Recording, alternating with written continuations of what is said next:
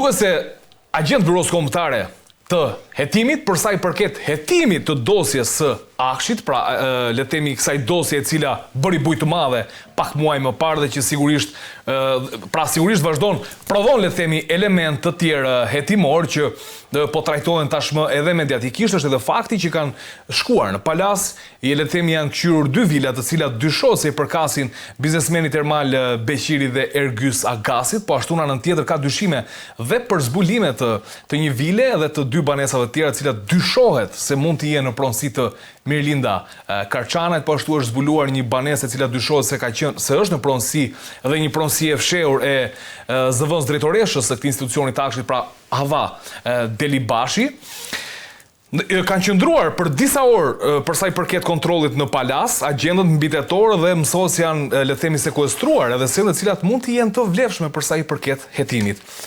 E lam për gjysmë bisedën Karanxha. Tani që janë këto kontrolle? Sa i shërbejnë këtij hetimi, në ç'kushte jemi tani ne përsa i përket dosjes së Akshit? Çështja e Akshit, siç dihet, dhe nga të dhënat që kanë dalë në media, janë dhëna nga njoftimet për shtyp, kemi të bëjmë një grup strukturuar kriminal. Kështu cilësisht pa? Kemi të bëjmë një grup strukturuar kriminal. Gjatë të kryes së veprimeve procedurale, prokurorët kanë vlerësuar që duhet bëhen kontrolle. Kanë vepruar mirë, kanë vepruar drejt, sepse disa raste prokurorët veprojnë ose bëhet dhe me vendim kqyrje. Pra merret vendim vetë prokurorët kqyr një pronë. Jo, në raste të tilla kur bëhen kontrolle të vendeve të caktuara, është proceduar me vendim kontrolli. Dhe gjatë vendimit kontrollit mund të sekuestrohen dhe provat materiale që e miraton gjykata si kërkesë. Kontrolli i banesave dhe i vendeve të tjera që njësohen me to bëhet gjithmonë me vendim gjykate, me parashtim në rastet e kushteve të flagrancës, që në kryesi për të veprë je kapur flagrancë për një vepër mund bëhet kontrolli i këtyre vendeve. Edhe kur nuk dihet pronësia që vetëm dyshohet? Sepse oficeri i policisë gjyqësore mban një relacion. Janë mbledhur prova që ka dyshime të arsyeshme se kjo pronë mund të jetë do jetë abuzive.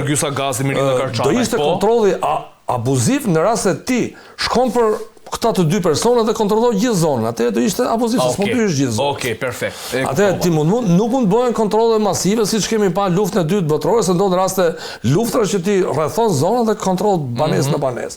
Në rastin konkret, në bazë një vendimi gjykate, adresa është e përcaktuar qartë, sepse dhe ai kompleks ndjenin tim është i regjistruar, pra dihet se ku do shkohet, domethënë gjykata e ka atlet, duke u nisur nga dokumentat hipotekore, del dhe fikse ku do shkohet. Dhe ka proceduar. Mendoj që janë gjetur prova të vlefshme në lidhje me veprën penale që po ata. Mund i kenë fshehur aty?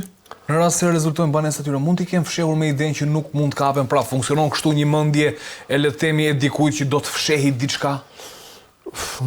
Nuk ma do mendja të kenë, mund të kenë ndonjë provë, po ndonjë mjet monetar ose gjëra të tjera nuk mund të ketë. Mund të kenë ndonjë provë që ka lidhje që zbulon autorsinë në ndonjë vepre.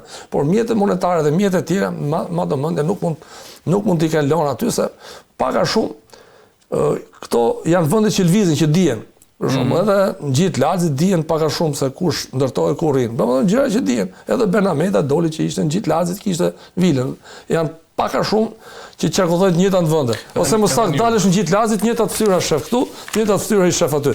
Tregon që se ti nuk e ke vilën këtu të trish për shembull poshtë pishës aty larg. Për shembull, ti kur ke shtëpi, do të larg.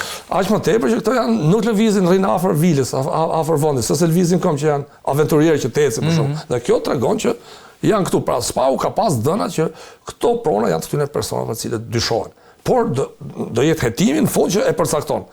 Mund të jenë të fshehura në emër të personave të tretë, mund të jenë prona të cilët janë në emër të këtyre personave, janë lidh vetëm kontratat, por nuk është ndryshuar pronësia, është emri i objektit në emër të sipërmarrësit, pra është hetimi që do t'i sqarojë në mënyrë të qartë. E qartë, faleminderit Karanxha. Langozi, kryeministri pak kohë më parë deklaroi që drejtoresha e Akshit, ose ish drejtoresha e Akshit tashmë Mirlinda Karçanaj nuk disponon prona, jeton në shtëpi me qira, mund ta marrin të mirëqenë që kështu mund t'i ketë deklaruar, ndërkohë SPAK duket se bën të tjera kontrolle. Në ç'kushte jemi?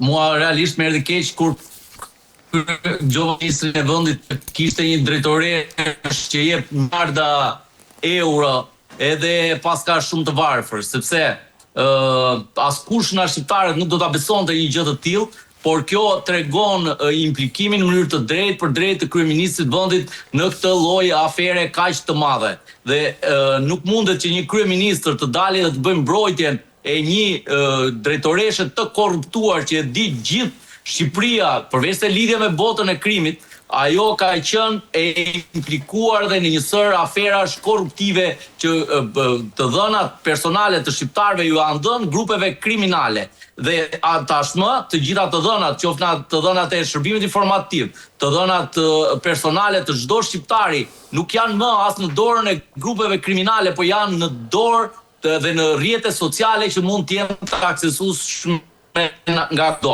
Dhe për të mendoj që përgjegjësen në mënyrë të drejtë për drejtë janë këto drejtoreshat e varfra të kryeministrit të Shqipërisë, të cilat nuk e kanë pasur mendjen te puna, por kanë pasur mendje të shkonin për zyrat e organizatave apo drejtuesve të organizatave kriminale dhe e kanë çuar Shqipërinë në një disfat totale të nxjerrjes së sekretit, jo vetëm shtetëror, por dhe privat të gjithë shqiptarëve. Kështu që vlerësoj që kryeministri nuk ka bërë asgjë tjetër përveç se e ka marrë në mbrojtje këtë drejtoresh padrejtësisht, por ajo dhe interesi i tij ka qenë ta mbrojë atë sepse ndoshta kjo një ditë do flas ashtu siç mbrojti dhe Belinda Ballukun, sepse është e implikuar në mënyrë të drejtë për drejtë vetë kryeministrit. Mos harrojmë se një ndër përfituesit e këtyre fondeve është dhe Baxhanaku i kryeministrit Edi Rama. Dhe për këto arsye mendoj që duhet që Spaku të hetojë dhe në këtë drejtim. Nuk mund të kufizohet prokuroria tek Ergëci. Duhet të hetohet dhe ajo vera që e paralajmëroi Arben Ahmetaj që pihesh 33.600 euro në zyrën e kryeministrit. Dhe ajo që është më e tmerrshme është se rreth 3 milionë euro verë u zhduket në prezencë të policisë dhe në mes të ditës nga këto grupe kriminale. Pra aq të fuqishëm janë, saqë dhe policia dhe shtetin e kanë në dorë. Të mos harrojmë, para pak ditësh ishte edhe një skandal në IKMT, ku Baxhanaku i Ergys Agasit ka godit me arë një funksionar tjetër aty. Dhe u mundua të mbyllej në eshtje derisa mediat reaguan. Kështu që kryeministri nuk ka gjë tjetër përveç se në këtë institucion ja ka dorëzuar grupeve kriminale ashtu siç dhe çdo lloj produkti tjetër që janë lançuar gjoja me prokurim publik, por në vetvete nuk ka bërë gjë tjetër veç se ja u ka dhënë grupeve kriminale.